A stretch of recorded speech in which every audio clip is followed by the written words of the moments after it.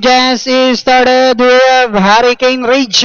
Break quick, let us start. Hook shot, Tizari outside. Dolce Ballerina comes next.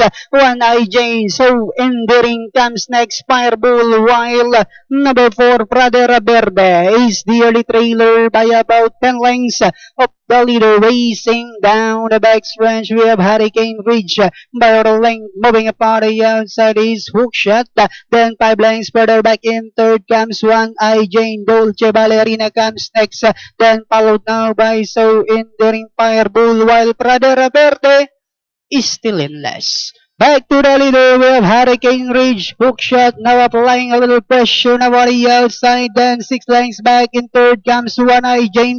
Dolce Ballerina, So Endearing, Pradera Verde, second last, while Fireball now racing in last. And they are now entering the home stretch. We have Hurricane Ridge by Orling anyhow.